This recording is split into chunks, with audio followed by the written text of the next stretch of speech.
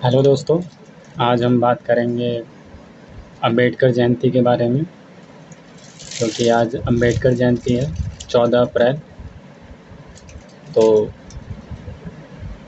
अंबेडकर का पूरा नाम डॉक्टर भीमराव अंबेडकर था, जिनका जन्म सन 1891 में 14 अप्रैल को मध्य प्रदेश के इंदौर ज़िले के एक मऊ एरिया में हुआ था। इनके शुरुआती जीवन से हम शुरू करते हैं। अंबेडकर जी एक दलित परिवार से आते थे। मैं आपको बताना चाहूँगा कि हम इस वीडियो में केवल भीमराव अंबेडकर की जयंती को थोड़ा सा जानेंगे और उनके बारे में थोड़ी सी जानकारी जानेंगे। हम उनके ऊपर डिटेल वीडियो नहीं बना रहे हैं। फिर कभी हम अंबेडकर जी पे फुल डिटेल वीडियो बनाएंगे। पूरे जीवन काल में बहुत सारी चीज़ें दलितों के ख़िलाफ़ देखा है, सुना है, जिसमें से मैं आपको एक इंसिडेंट बताना चाहूँगा। जब वो छोटे थे तो उन्हें, जब वो स्कूल जाते थे तो उन्हें कक्षा में सारे बच्चों के साथ बैठने नहीं दिया जाता था, क्योंकि वो बड़ी जाति के बच्चे होते थे और ये ठहरे छोटी जाति से। तो इसलिए इन्हें एक कोने में या तो बाहर इन्हें बिठाया जाता था उस क्लासरूम से। और यहाँ तक कि जब वो उनको बाल कटवाना होता था तो नाई उनके बाल नहीं काटते थे, क्योंकि वो दलित परिवार से थे। तो डॉक्टर भीमराव अंबेडकर की बहनें जो होती थी वो अपने हाथों से ही जैसे तैसे करके उनके बाल को काटते थे। बट फिर भी देखिए, ये सारी चीज़ें उन्हें रोक नहीं पाई। उनके अंदर एक अलग प्रतिष्ठा थी, अलग जज्बा था। उन्होंने देश के लिए, पूरे विश्व के लिए समानता का अधिकार लाया और आज वो सभी लोग जानते हैं उन्हें।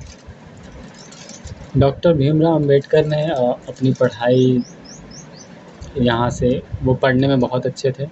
हालांकि उन्हें क्लासरूम में उन्हें बैठने नहीं दिया जाता था, फिर भी वो कहते हैं ना कि शिक्षा किसी चीज़ का मोहताज नहीं होता। तो उनमें पढ़ने की लालसा थी और वो अपने समाज को, अपने देश को बदलना चाहते थे, ताकि जो लोगों का रवैया है छोटे जाति को लेके, दलित जातियों को लेके, वो बदले। और वो बदलना चाहते थे और वो बदला भी उन्होंने। तो वो स्कॉलरशिप पे विदेश पढ़ने गए। वहाँ पे उन्होंने बीए ऑनर्स किया, एमए किया, फिर से उन्होंने लॉ की डिग्री भी ली और फिर वो इंडिया में वापस आए। अब हम सबसे कॉमन और सबसे इम्पोर्टेंट टॉपिक के बारे में बात करेंगे। जब हमारा देश आज़ाद हुआ सन 15 अगस्त 1947 को, तो किसी भी देश को एक सुचारू रूप से चलने के लिए एक संविधान की ज़रूरत होती है। बिना संविधान के कोई देश एक अच्छे ढंग से सरवाइव नहीं कर सकता। क्योंकि मान लीजिए अगर कोई नियम कानून ना रहे तो जो बड़े लोग हैं या फिर जो बड़ी जातियां हैं, जिनके पास पावर्स ज़्यादा हैं, वो अपनी मनमानी करेंगे, छोटी जातियों को परेशान करेंगे, उनसे जबरन काम कराएंगे और भी सारी चीज़ें, जैसे कि अंग्रेज़ों ने किया था भारत पे। फिर से जो मुग़ल थे या फिर जो भी राजा हुए, उन्होंने भी भारत पे बहुत सारे जुल्म किए। तो उससे आप समझ सकते हैं। तो इसलिए किसी भी देश को सुचारू रूप से चलने के लिए एक संविधान की ज़रूरत होती है। तो जब 15 अगस्त सन 1947 को हमारा देश आज़ाद हुआ तो हमें संविधान की ज़रूरत थी। तो संविधान को बनाने के लिए एक ड्राफ्ट कमेटी तैयार की गई थी, जिसे मसौदा समिति भी कहते हैं। तो उसमें 7 सदस्य थे डॉक्टर भीमराव अंबेडकर को लेकर।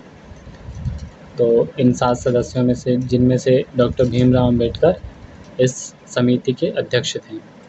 कहने के लिए ये 7 सदस्य थे। उनमें से एक जने तो विदेश चले गए कुछ टाइम बाद।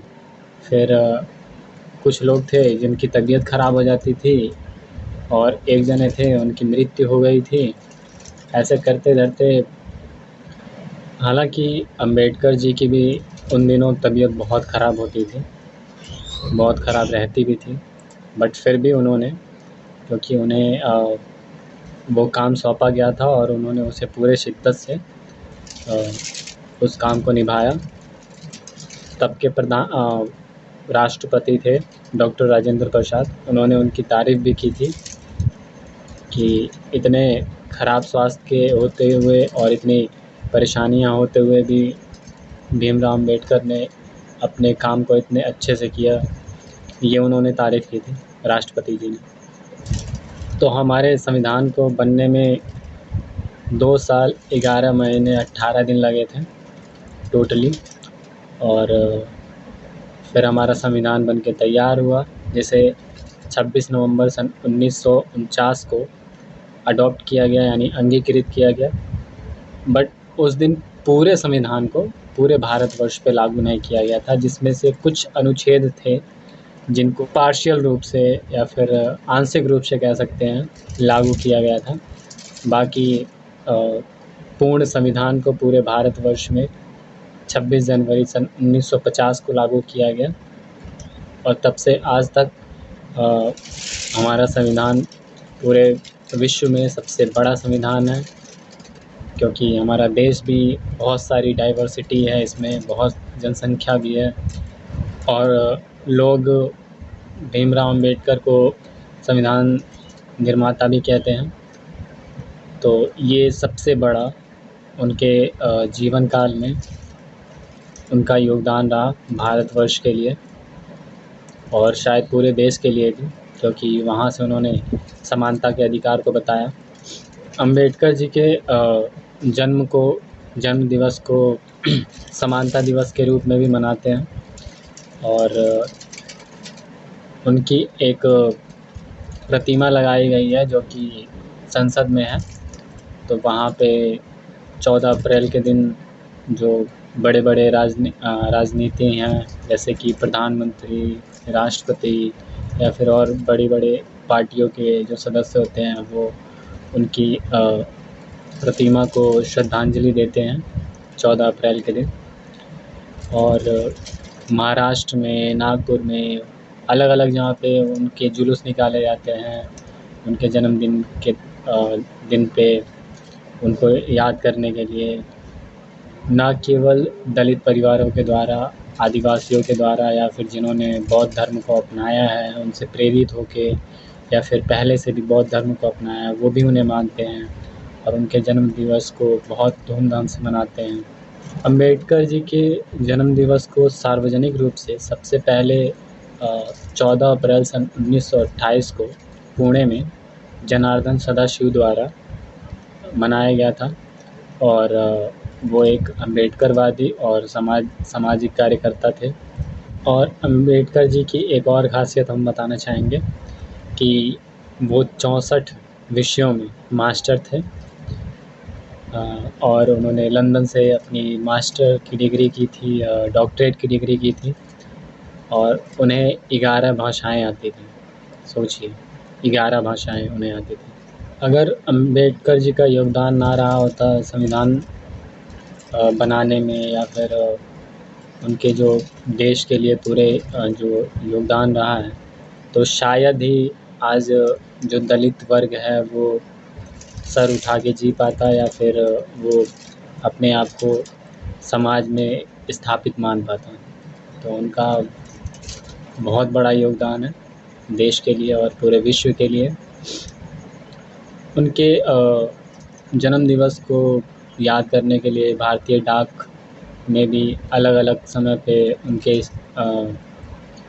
फ़ोटो की स्टाम्प जारी की थी, जैसे 1966, और भी फिर से उनसे प्रेरित होके अलग अलग देशों ने भी जैसे कि कोलंबिया में, कनाडा में उनके जन्म दिवस को मनाया जाता है समानता के रूप में।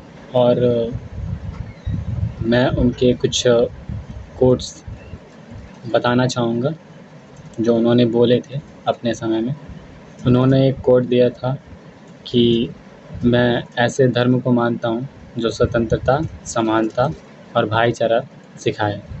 और उनका एक फ़ेमस कोट है कि संविधान को लेके, अगर मुझे लगा कि संविधान का दुरुपयोग हो रहा है तो सबसे पहले संविधान को जलाने वाला मैं ही होऊंगा। एक कोट और है जो मैं आगे वीडियो में लगा देता हूँ, आप देख लीजिएगा। तो अंत में मैं फिर से एक बारी बताना चाहूँगा कि 14 अप्रैल सन 1891 में उनका जन्म हुआ था। 6 दिसंबर सन 1956 में उनकी मृत्यु हुई थी दिल्ली में, और वो सो रहे थे उस दौरान उनकी मृत्यु हो गई थी। 14 अप्रैल को पूरा भारतवर्ष और विश्व में भी अंबेडकर जी को याद करने के लिए उनकी जयंती मनाई जाती है। धन्यवाद वीडियो देखने के लिए।